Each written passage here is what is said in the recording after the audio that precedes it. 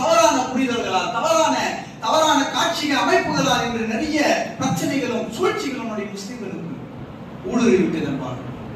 ஒரு முஸ்லிமை எப்படி பழிவாங்கலாம், ஒரு முஸ்லிமை எப்படி கேவலப்படுத்தலாம், ஒரு முஸ்லிமை எப்படி காலை வாரிவிடலாம் என்று எப்போது பார்த்தாலும் அடுத்தவனை பற்றி குறை சொல்வது, புறம் பேசுவது, கேவலப்படுத்துவது, அடுத்தவனை பற்றியே சொல்லி சொல்லி சொல்லி அவனை சிறு சிறு தவறுகளை பெரிதாக ஊதாக்கி அதை பெரிய ஒரு தவறாக பாவித்து மன்னிக்கும் மனப்பான்மை இழந்து, ஒற்றுமையை இழந்து, சகோதரத்துவத்தை இழந்து சின்ன சின்ன பிரச்சனைகளை முதன்மைப்படுத்தி நாம் ஒரு பெரிய விஷயமாக பார்த்துக் கொண்டிருக்கிறோம். ஆனால் நம்மை சுற்றி உலகம், நம்மை சுற்றி நாடு, நாம் இருக்கக்கூடிய பிரதேசம் என்பது நம் ஒட்டுமொத்த மக்களையும் அழிப்பதற்கு அங்கே தயாராகி கொண்டிருக்கக்கூடிய காட்சிகளை பார்த்துக் கொண்டிருக்கிறோம். ஆனால் நாம் உள்ளே தத்துவா இல்லாததன் காரணத்தினால் பொறாமைப்பட்டுக் கொண்டிருக்கிறோம், பகைத்துக் கொண்டிருக்கிறோம், கேவலப்படுத்திக் கொண்டிருக்கிறோம், பழிவாங்கிக் கொண்டிருக்கிறோம், கோபத்தை விழுங்க முடியாமல் தனித்துக் கொண்டிருக்கிறோம், மனிதர்களை மன்னிக்க முடியாமல் திண்டாடி கொண்டிருக்கிறோம்.